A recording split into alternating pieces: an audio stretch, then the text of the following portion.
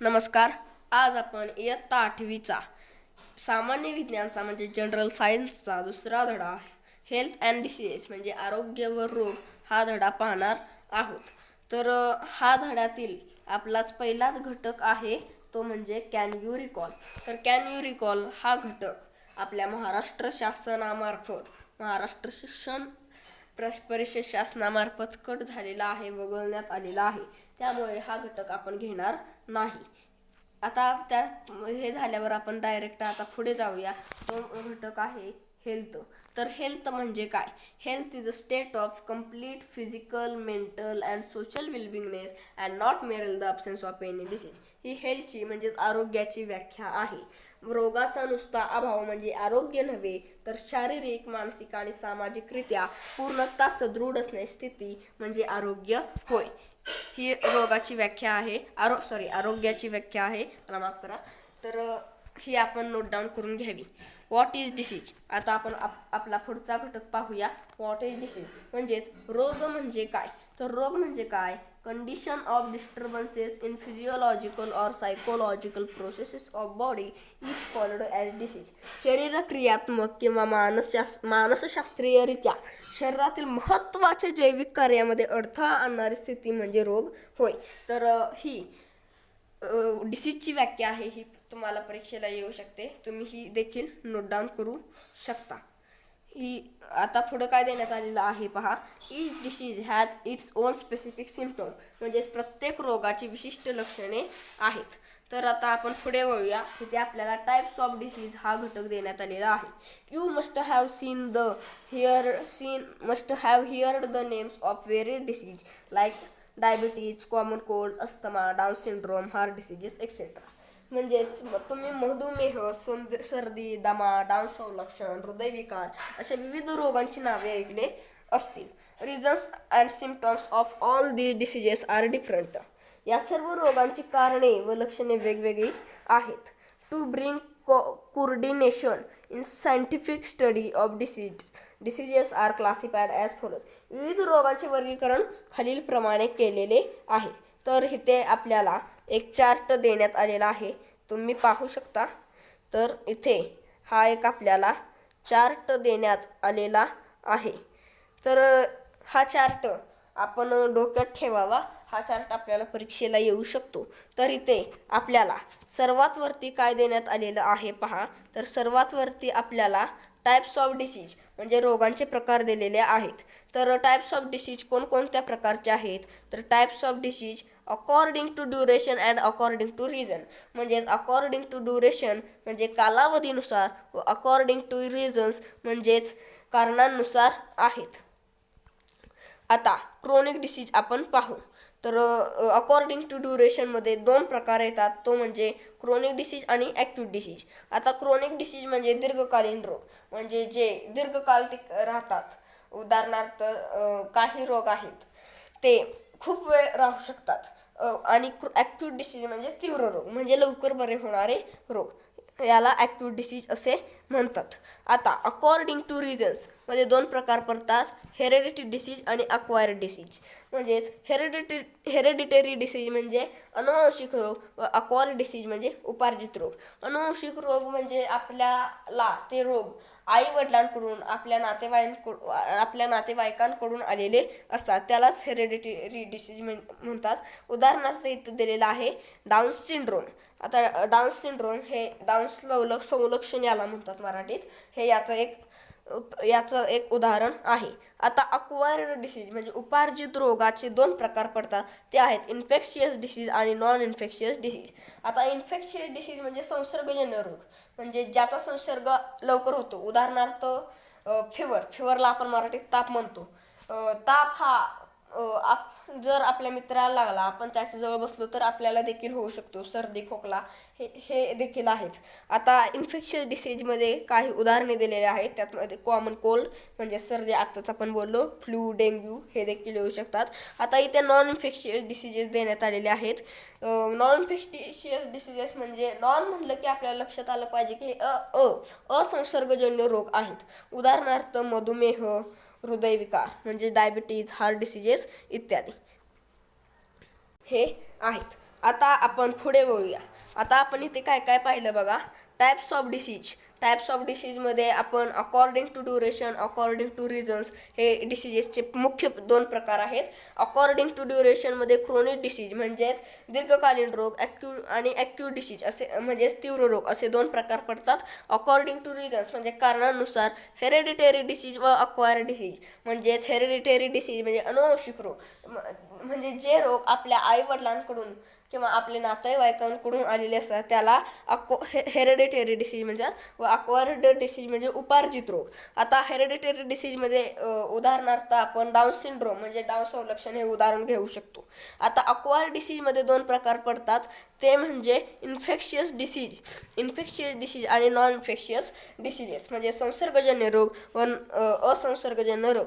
आता संसर्गजन्य रोगमध्ये आपल्याला उदाहरणार्थ कॉमन कोल्ड, फ्लू, डेंग्यू येऊ शकतो. व असंसर्गजन्य रोग म्हणजे नॉन इन्फेक्शियस डिसीजेसमध्ये डायबिटीज, हार्ट डिसीजेस म्हणजेच मधुमेह किंवा हृदयविकार हे येऊ शकते. आता आपण पुढे वळूया. तर इथे आपल्याला एक घटक देण्यात आलेला आहे, कॅन यू रिकॉल.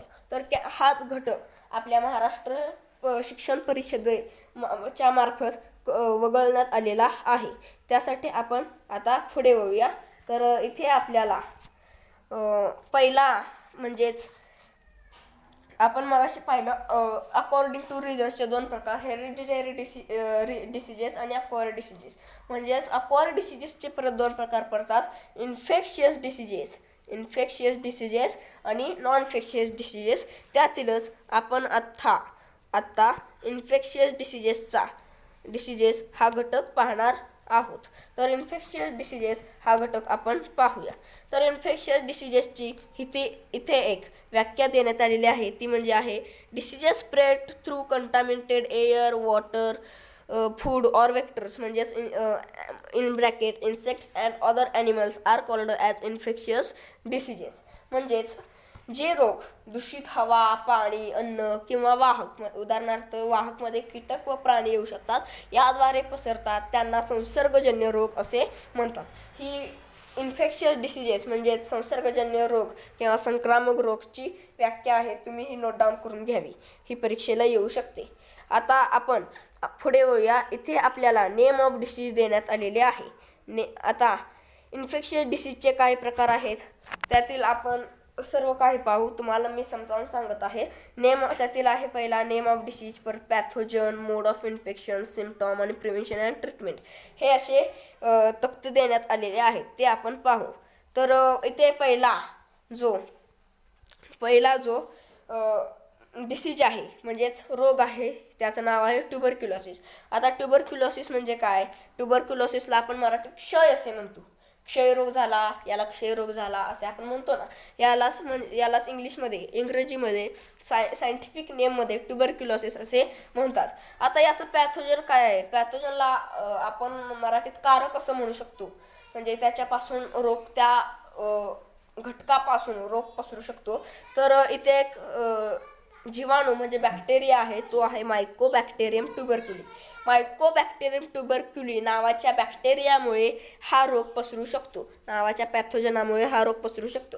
आता याचं मोड ऑफ इन्फेक्शन काय आहे, म्हणजेच संक्रमणाचं माध्यम काय आहे? तर संक्रमणाचं माध्यम आहे स्पिटिंग बाय पेशंट, म्हणजेच रोग्याच्या थुंकीतून, थ्रू एअर हवेमार्फत प्रसार, प्रोलोंज्ड कॉन्टॅक्ट म्हणजेच सानिध्यात दीर्घकाळ असणे, with and sharing of materials of patient रोगाच्या वस्तू वापरणे, यामुळे आपल्याला हा रोग होऊ शकतो. हे मोड ऑफ इन्फेक्शन आहे, संक्रमणाचं माध्यम आहे. आता याची सिम्पटॉम काय, म्हणजेच आपल्याला जर असं म्हणजेच आपल्याला जर ट्युबरक्युलोसिस झाला तर याची लक्षणं काय काय आहेत हे पहा. क्रोनिक कफ म्हणजे दीर्घ मुदतीचा खोकला किंवा दीर्घकालीन खोकला, ब्लडी स्पिटिंग म्हणजेच थुंकीतून रक्त पडणे, इमॅसिएशन वजन कमी होणे आणि डिफिकल्ट ब्रिथिंग श्वासोच्छ्वास प्रक्रियेत त्रास होतो. हे या ट्युबरक्युलोसिसची म्हणजे क्षयरोगाची लक्षणे आहेत. जर आपल्याला क्षयरोग झालेला आहे तर हे आपल्याला लक्षणे असू शकतात. आता याचं प्रिव्हेन्शन अँड ट्रीटमेंट म्हणजे उपचार काय काय आहेत हे आपण पाहू. BCG वॅक्सिन म्हणजे BCG लस टोचून घ्यावी. आयसोलेशन ऑफ पेशंट, रुग्णास इतरांपासून वेगळे ठेवावे. रेग्युलर मेडिकेशन लाईक डॉट, नियमित औषध घ्यावे. डॉट हा उपचार पूर्ण व नियमित घ्यावा. DOT डॉट आपण म्हणजे याचा लॉंग फॉर्म काय आहे तो मला आठवेना, परंतु DOT याला आपण शॉर्टमध्ये डॉट असे म्हणतो. डॉट हा उपचार पूर्ण व नियमित घ्यावा. आता आपला दुसऱ्या रोगाचं नाव आहे, दुसरं डिसीज आहे, second disease is hepatitis. It's mean jaundice, ज्याला आपण हेपॅटायटिसला आपण मराठीत कावीळ असं म्हणतो. तर कावीळ या रोगाचं आपण पॅथोजन पाहू. तर पॅथोजन काय काय आहेत पहा. पॅथोजन हेपॅटायटिस व्हायरस म्हणजे याचे विषाणू आहेत हेपॅटायटिसचे ABCDE नावाचे हेपॅटायटिसचे विषाणू म्हणजेच व्हायरसेस आहेत. आता इथे मोड ऑफ इन्फेक्शन काय आहे हेपॅटायटिसचं, म्हणजेच कावीळचं संक्रमणाचं माध्यम काय आहे. Contaminated water, sharing of needles, blood transfusion म्हणजेच पाणी, रुग्णासाठी वापरलेले सुया, रक्तपराधन इत्यादी. आता याचे सिम्पटॉम काय काय आहेत हे आपण पाहू. तर हेपॅटायटिस या रोगाचे सिम्पटॉम आहेत anorexia, yellow urine, generally weakness, nausea, vomiting, grey stool म्हणजेच भूक मंदावणे, गर्द पिवळी, आपले मूत्र, तकवा, मळमळ, उलटी, राखाडी विष्ठा हे कावीळचे म्हणजेच हेपॅटायटिसचे सिम्पटॉम आहेत, लक्षणे आहेत. आता यावर काही उपाय असतील, उपचार असतील ते आपण पाहू. प्रिव्हेन्शन अँड ट्रीटमेंट आपण पाहू. तर काय आहे, ड्रिंकिंग बॉइल्ड वॉटर म्हणजेच आपण पाणी उकळून व गाळून प्यावे. प्रॉपर क्लिनिंग ऑफ हँड्स म्हणजे स्वच्छतागृहांचा वापर करावा. सारखं हात धुवावेत, साबणानं स्वच्छ हात धुवावेत. तर आपण आता पुढे वळूया.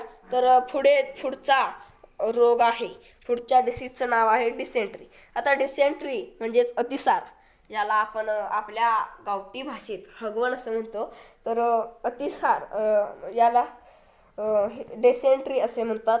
तर डिसेंट्री याचे पॅथोजन काय काय आहेत. तर पॅथोजन आहेत बॅक्टेरिया म्हणजे जीवाणू, व्हायरस, विषाणू, शिगेला बॅसिली म्हणजे हे जीवाणू, एन्टामेबा हिस्टोलिटिका हे याचे पॅथोजन आहेत म्हणजेच कारक आहेत. आता या मोड ऑफ इन्फेक्शन म्हणजे याचं संक्रमणाचं माध्यम काय आहे. कंटामिनेटेड फूड अँड वॉटर म्हणजे दूषित अन्न व पाणी हे याचे संक्रमणाचं माध्यम आहे. याचं सिम्पटॉम काय काय आहेत म्हणजेच लक्षणं काय काय आहेत हे आपण पाहू. तर लक्षणे आहेत वॉटर स्टूल म्हणजे पाण्यासारखे पातळी, जुलाब, पेन्सिल ॲब्डोमेन म्हणजेच पोटदुखी हे याचे लक्षणे आहेत. म्हणजेच आपल्याला ही लक्षणे जर आपल्याला वाटू लागली तर आपण समजून घ्यावी की आपल्याला डिसेंट्री म्हणजे याला आपण डायरोआ असेही म्हणतो, हा डिसीज आपल्याला झालेला आहे. आता याचे प्रिव्हेन्शन अँड ट्रीटमेंट काय काय आहेत, उपाय व उपचार काय काय आहेत हे आपण पाहू. तर उपाय उपचार आहेत ड्रिंकिंग ऑफ बॉइल्ड वॉटर म्हणजेच पाणी उकळून व गाळून प्यावे. प्रॉपर स्टोरेज ऑफ फूड अन्न झाकून ठेवावे. ORS कंजप्शन म्हणजे जलसंजीवनी घ्यावी. आता पुढच्या डिसीजचं नाव आहे क्लोरेला. तर क्लोरेला म्हणजेच त्याला आपण पटकी असे म्हणतो, आपल्या भाषेत मराठी भाषेत आपण त्याला पटकी असे म्हणतो. आता त्याची पॅथोजन काय काय आहेत पहा. विब्रिओ कॉलेरी नावाचा जो बॅक्टेरिया आहे हा त्याचा पॅथोजन आहे म्हणजे कारक आहे. त्याचं mode of infection contaminated food and water म्हणजे दूषित अन्न व पाणी आहे. त्याचं सिम्पटॉम्स आहेत vomiting, diarrhoea, cramps in legs म्हणजेच उलट्या व तीव्र जुलाब, पोट दुखणे, पायात पेटके येणे हे आहे. म्हणजेच आपल्याला ही जर लक्षणे आपल्याला हे सिम्पटॉम्स जर वाटू लागले तर त्याला आपण समजून घ्यावे की आपल्याला क्लोरेला हा झालेला आहे. आता त्याचे प्रिव्हेन्शन अँड ट्रीटमेंट म्हणजे उपाय उपचार काय काय आहेत ते आपण पाहू. तर उपाय उपचार आहेत following hygienic practices, avoiding open place food, drinking boiled water, vaccination against chlorella, स्वच्छता राखावी, उघड्यावरील अन्नपदार्थ खाऊ नयेत, पाणी उकळून प्यावे, कॉलरा प्रतिबंधक लस घ्यावी. हे याचे उपाय व उपचार आहेत. आता आपला पुढचा जो डिसीज आहे त्याचं नाव आहे टायफॉइड. टायफॉइड हा रोग आपल्याला म्हणजे खूपच जणांना माहीत आहे, काही जणांना झालेला आहे, खूपच जणांना झालेला आहे. तर आपला पुढचा रोग आहे टायफॉइड. पुढचा डिसीज आहे टायफॉइड, ज्याला आपण मराठीत विषमज्वर असे म्हणतो. आता याचा पॅथोजन काय आहे, तर याचा पॅथोजन आहे साल्मोनेला टायफी नावाचा जो बॅक्टेरिया असतो त्याच्यापासून हा रोग त्या बॅक्टेरियापासून हा डिसीज होऊ शकतो. याचं मोड ऑफ इन्फेक्शन आहे कंटामिनेटेड वॉटर अँड फूड. हे याचं मोड ऑफ इन्फेक्शन आहे, म्हणजे दूषित अन्न व पाणी हे याचं संक्रमणाचं माध्यम आहे. याचे सिम्पटम्स आहेत anorexia, headache, rash on abdomen, dysentery, fever up to 104 degree Fahrenheit, म्हणजेच भूक मंदावते आपली, डोकेदुखी, मळमळ इत्यादी होतं, पोटावर पुरळ उठतं, अतिसार आणि 104 अंश फॅरनहाईटपर्यंतचा आपल्याला ताप येतो. तर आता आपण याचे प्रिव्हेन्शन अँड ट्रीटमेंट म्हणजे उपाय व उपचार पाहून घेऊ. तर drinking clean water, vaccination, proper disposal of sewage म्हणजे स्वच्छ निर्जंतुक पाणी प्यावे, लसीकरण करून घ्यावे, सांडपाण्याची विल्हेवाट लावावी. माझे आशा तर आज आपण काय काय पाहिले पहा. तर आज आपण दुसरा धडा चालू केला, त्यातील हेल्थ म्हणजे काय. Health is the state of complete physical, mental and social wellbeingness and not mere the absence of any disease. म्हणजेच रोगाचा नुसता अभाव म्हणजे आरोग्य नव्हे, तर शारीरिक, मानसिक आणि सामाजिकरित्या पूर्णतः सुदृढ असण्याची स्थिती म्हणजे आरोग्य होय. हे हेल्थची व्याख्या पाहिली. म्हणजे हेल्थ म्हणजे काय हे आपण नक्की समजून घेतलं. त्यानंतर व्हॉट इज डिसीज म्हणजे disease, what is meant of disease हे आपण पाहून घेतलं. टाईप्स ऑफ डिसीज आपण पाहून घेतलं. त्यानंतर आपण इन्फेक्शियस डिसीज हा आपण अक्वायर्ड डिसीजचा पहिला भाग इन्फेक्शियस डिसीज म्हणजे संसर्गजन्य रोग आपण पाहून घेतलं. तर माझी आशा आहे की तुम्हाला हा सर्व भाग समजला असेल. जर तुम्हाला हा व्हिडिओ आवडला असेल, मी शिकवलेलं जर तुम्हाला आवडलं असेल तर तुम्ही लाईक करा. आणि जर तुम्हाला असं वाटत असेल की हे जे शिकवतात ते आपल्याला युजफुल आहे, तर तुम्ही आपल्या चॅनलला सबस्क्राईब करा. कोणतंही जबरदस्ती नाही, तुम्हाला जर आवडलं तर सबस्क्राईब करा, नाही आवडलं तर सबस्क्राईब करू नका, असं काहीही नाही. तर इथे मी थांबतो आणि व्हिडिओ आपण शेवटपर्यंत पाहिला याबद्दल मी तुमचे आभार मानतो. धन्यवाद. थँक्यू.